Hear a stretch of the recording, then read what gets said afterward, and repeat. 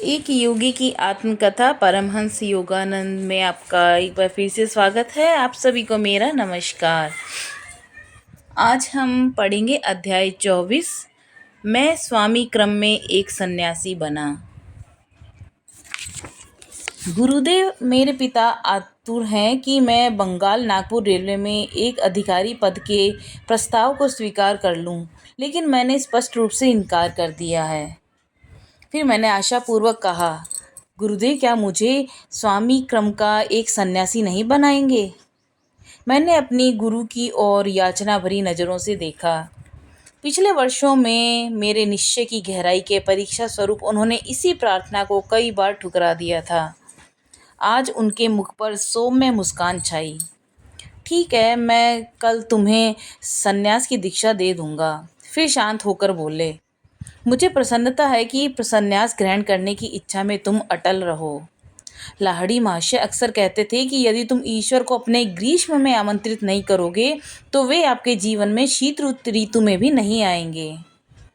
मेरे प्रिय गुरुदेव, मैं आपकी तरह स्वामी क्रम की परंपरा को कभी छोड़ नहीं सकता। मैं असीम स्नेह के साथ उनकी तरफ देखकर मुस्कुराया। ऐसा मनुष्य जो अविवाहित है, उसे इस बात का ध्यान रहता है कि वह कैसे उन वस्तुओं का ध्यान रखे जो ईश्वर की है। वह कैसे अपने प्रभु को प्रसन्न करे, जबकि इसके विपरीत एक विवाहित पुरुष सांसारिक वस्तुओं की चिंता में रहता है और कैसे अपनी पत्नी को प्रसन्न रखे, इसी के ध्यान में रहता है। मैंने ये विश्लेषण किया था कि मेरे कई मित्रों ने जब किसी विशेष आध्यात्मिक अनुशासन ग्रहण करने के बाद विवाह किया तो उनके जीवन में सांसारिक दायित्वों के सागर में लीन होने की वजह से वह अपने गहरे ध्यान के संकल्पों को भूल गए थे। मैं ईश्वर को अपने जीवन में दूसरे स्थान पर रखने की कल्पना भी नहीं कर सकता था। यद्यपि वह अकेले ही पूरे ब्रह्मांड का स्वामी है, तब भी वह जन्म जन्मांतरों से मनुष्य को उपहारों की वर्षा करते आए हैं। एक ऐसी वस्तु है जिस पर उनका अधिकार नहीं है और जो प्रत्येक मनुष्य हृदय के ऊपर है, वह है मनुष्य का प्रेम। एक अकेला प्रेम ही है जिसे मनुष्य किसी को दे न दे, उस पर उसी का जोर चलता है।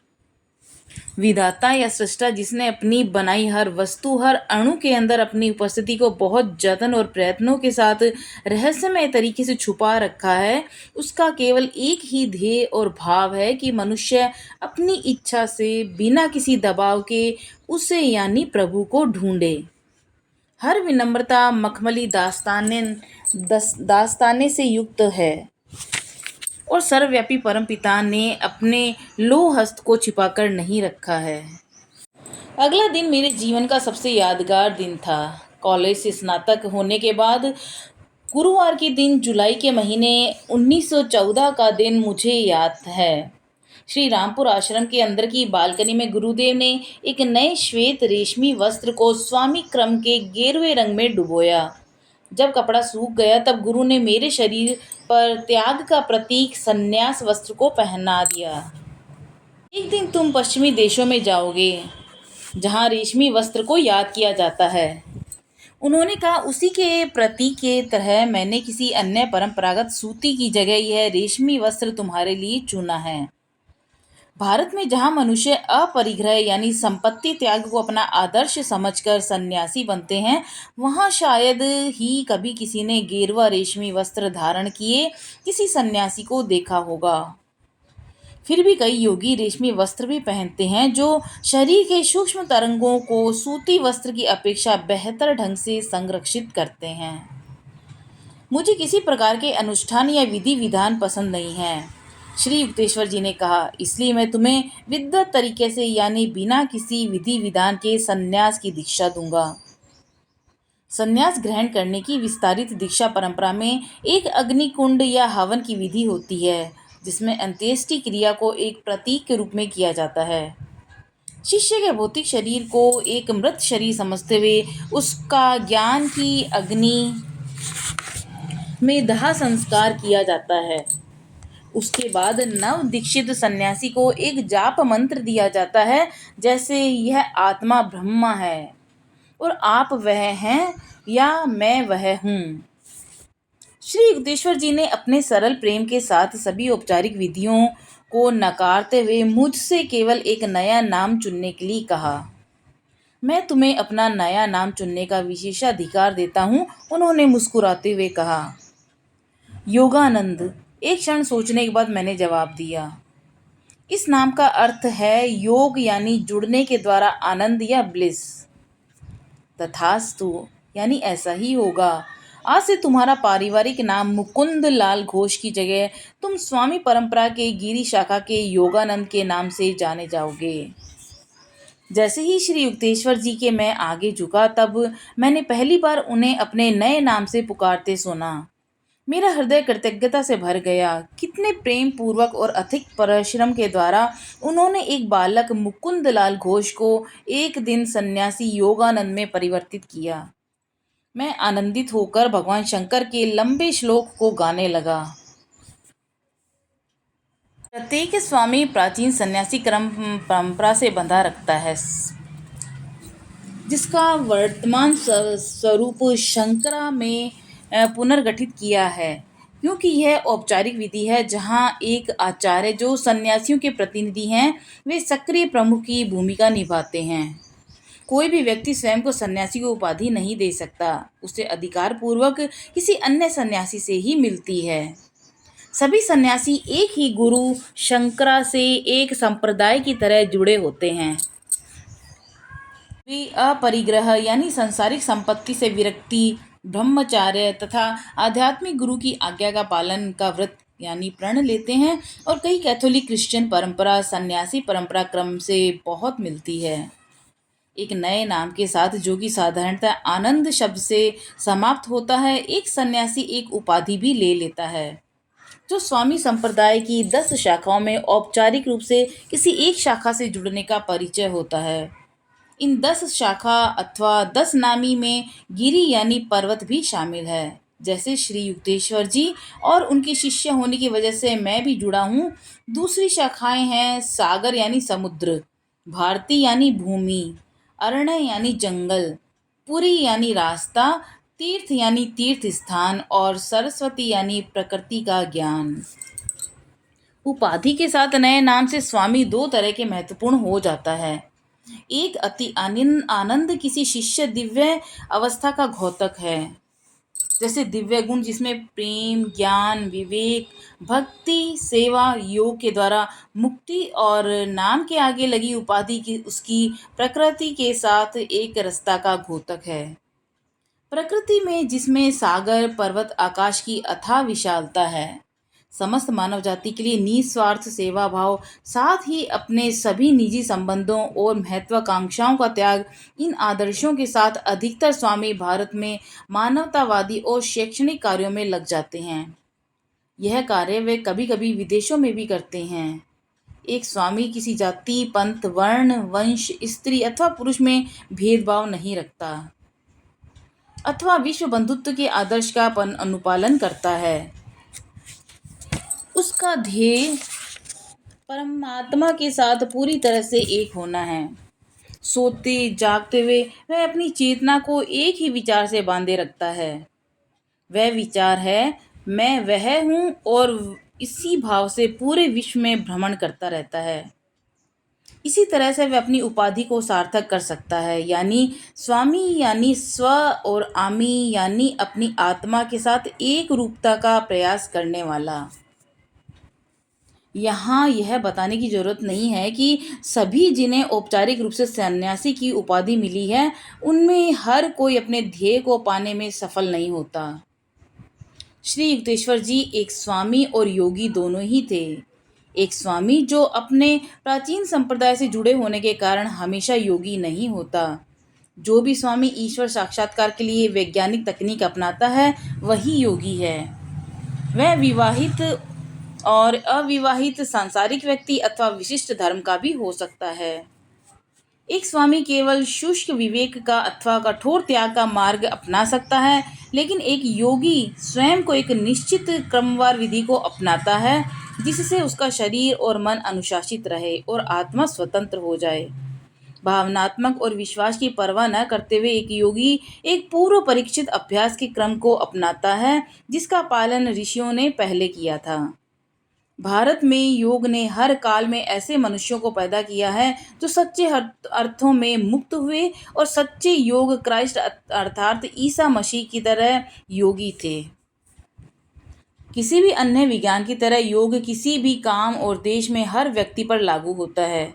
कुछ अज्ञानी लेखकों द्वारा इस सिद्धांत का प्रचार कि योग पश्चिमी देशों के लिए उपयुक्त नहीं है, यह एकदम गलत है। इसकी वजह से कई सच्चे और निष्ठायुक्त छात्रों को इसके बहुमुखी लाभों को प्राप्त करने के प्रयास से विमुख कर दिया गया।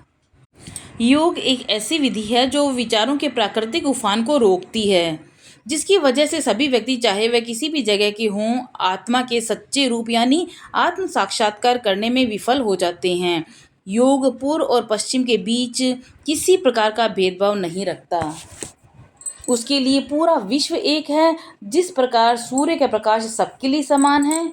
इसलिए जब तक मानव के पास बेचैन कर देने वाला मंत्र है, तब तक योग अथवा अनुशासन की पूरे विश्व को जरूरत है। शिव कृष्ण की तरह ऐतिहासिक व्यक्ति नहीं थे।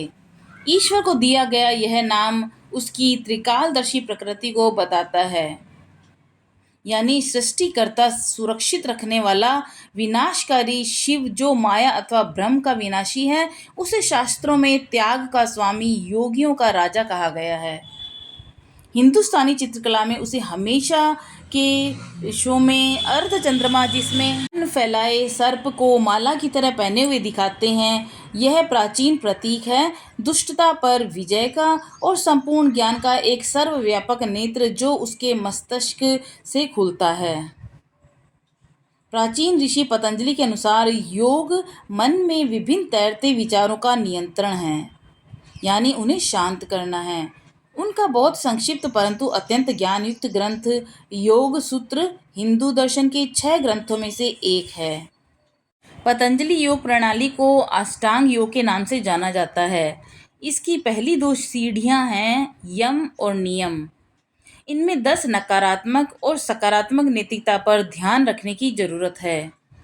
दूसरों को कष्ट देना, सत्य का साथ न देना, चोरी करना, संयम अथवा ब्रह्मचर्य, उपहारों को प्राप्त करना जिसकी वजह से एहसान बोध होता है, शरीर और मन की पवित्रता, संतोष, अनुशासन अथवा तप, स्वाध्याय और ईश्वर भक्ति।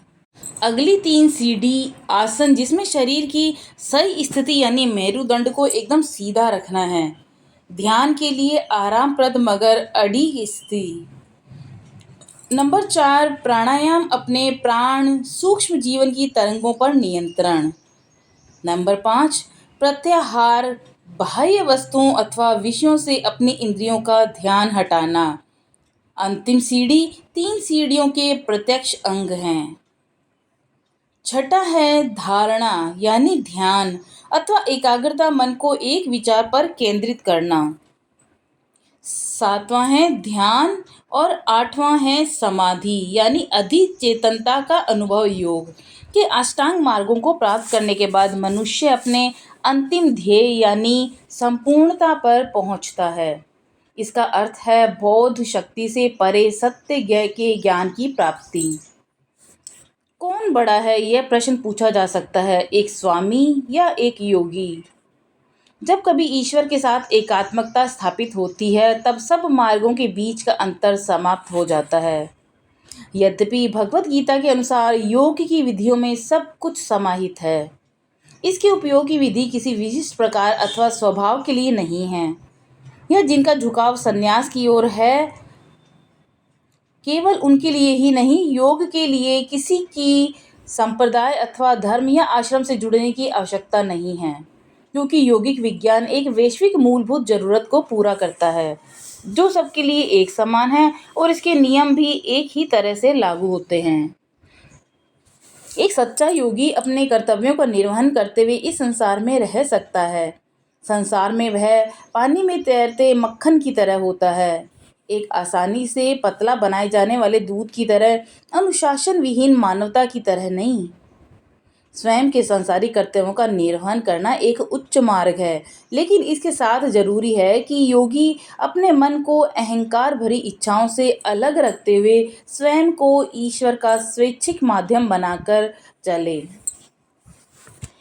ऐसे कई महान आत्माएं हैं जो अमेरिका, यूरोप देशों और अन्य जगहों की है और जिनका हिंदू धर्म से कोई संबंध नहीं है और जिन्होंने कभी योगी अथवा स्वामी जैसे शब्दों को सुना भी नहीं है। फिर भी वे उनके समकक्ष हैं। उनके निस्वार्थ मानवता के कल्याण के लिए सेवा या अपनी भावनाओं और विचारों पर उनका एकाधिकार अथवा उनका ईश्वर के प्रति एकमात्र प्रेम या उनकी ध्यान करने की मजबूत शक्ति, वे सब एक योगी हैं जिन्होंने अपना ध्यान पूर्ण रूप से स्वनियंत्रित योग अर्थात आत्म संयम पर केंद्रित कर लिया है। यह लोग इससे भी ऊपर उठ सकते थे यदि उनको योग का निश्चित विज्ञान पढ़ाया या सिखाया गया होता, जिसके अभ्यास से मनुष्य का मन और जीवन सही दिशा लेता है। कुछ पाश्चात्य लेखकों ने योग को गलत ढंग से समझा है क्योंकि इसके आलोचकों को भी इसका अभ्यास का पता नहीं था। डॉक्टर सीजी जंग, जो स्विट्जरलैंड के एक प्रसिद्ध मनोवैज्ञानिक है, उन्होंने योग के सम्मान में अपने विचार कुछ इस तरह प्रकट किए। जब एक धार्मिक प्रणाली स्वयं को वैज्ञानिक पद्धति के रूप में प्रस्तुत करती है, तब वह पश्चिम जगत में जनता को प्रभावित कर सकती है। योग प्रक्रिया उनकी इस अपेक्षा को पूरा करती है। डॉक्टर जंग ने लिखा कि इसकी नवीनता का आकर्षण और आधे अधूरे ढंग से समझ के बावजूद योग के अनेक अनुयायी मिल सकते हैं। योग नियंत्रित अनुभव की संभावनाओं को बताता है और इस प्रकार तथ्यों जो विज्ञान की जरूरत है उसे संतुष्ट करता है। इसके अलावा उसकी व्यापकता और गहराई या उसकी सम्मानित आयु, इसके सिद्धांत और विधियों जिसमें जीवन के हर पहलू और अवस्था शामिल है, ये उन संभावनाओं को अवसर देता है जिनकी हम कल्पना भी नहीं कर सकते। हर धार्मिक और दार्शनिक साधना का मतलब है मनोवैज्ञानिक अनुशासन, जो कि मानसिक आरोग्य प्रणाली है। योग की शरीर में बहुविधि प्रणालियां हैं, जिसका अर्थ मानसिक शुद्धता भी है, जो साधारण जिम्नास्टिक अथवा श्वास अभ्यास से कहीं अधिक श्रेष्ठ है, क्योंकि न केवल ये शारीरिक अथवा आध्यात्मिक भी है और शरीर के अंगों को व्यायाम भी कराता है, बल्कि यह उनको आत्मा के साथ भी एक रूप कराता है। उदाहरण के तौर पर प्राणायाम के अभ्यास में प्राण श्वास भी है और ब्रह्मांड की सक्रिय शक्ति भी। जब मनुष्य उस अभ्यास को कर रहा होता है तो एक ब्रह्मांडीय घटना है, तब शरीर उस प्रकार के प्रभाव को अनुभव करता है। तंत्रिका वितरण, वह आत्मा सार्वभौमिक विचार की भावनाओं के साथ एक हो जाता है और फिर इससे एक जीवित जीव पैदा होता है, जिससे किसी भी प्रकार की तकनीक, चाहे वह कितनी भी विज्ञान पर आधारित हो, नहीं पैदा कर सकती है। जिन धारणाओं पर योग आधारित है, उन धारणाओं के बिना योग अभ्यास के बारे में सोचा भी नहीं जा सकता और इसका कोई प्रभाव भी नहीं पड़ेगा। यह एक शारीरिक स्वरूप के बीच और आध्यात्मिक को एक दूसरे के असाधारण रीति से एक सामंजस्य स्थापित कर देती है। पूर्व में जहाँ ये विचार और अभ्यास का विकास हुआ है और जहाँ हजारों वर्षों से एक निरंतर परंपरा में एक आध्यात्मिक नींव बनाई है, योग, जिस पर मेरा पूर्ण विश्वास है, शरीर और मन को एकाकार करने के लिए एक संपूर्ण और समुचित पद्धति है, जिससे इस एकात्मकता पर कोई प्रश्न नहीं उठाया जा सकता। शरीर और मन का गठजोड़ एक ऐसी मनोवैज्ञानिक अवस्था उत्पन्न करता है जिसमें अंतरात्मा में चेतनता की अनुभूति होती है। पश्चिम में भी वह दिन पास आ रहा है जब आत्म संयम के आंतरिक विज्ञान की उतनी ही जरूरत होगी जितनी बाह्य प्रकृति पर विजय पाने की। अब विज्ञान द्वारा निर्विवाद सत्य सामने आ गया है कि पदार्थ वास्तविकता में एक ऊर्जा शक्ति का केंद्रित रूप है। नए परमाणु काल में मनुष्य का मन अधिक संयमी और विस्तृत होगा। पत्थरों और धातुओं के अंदर निहित ऊर्जा से कहीं अधिक ऊर्जा मनुष्य मन की उच्च शक्तियां उत्पन्न कर सकता है और उससे ऊर्जा उत्सर्जित भी करनी चाहिए, जिससे कि अभी उन्मुक्त हुए विशाल आणविक पदार्थ पलटकर जगत को बिना दिमाग लगाए विवेकहीन होकर नष्ट न कर दे। तो ये था आज का अध्याय। कल हम जानेंगे अध्याय 25, जिसका शीर्षक है भाई अनंत और बहन नलिनी। मिलते हैं कल दोबारा, तब तक के लिए नमस्कार।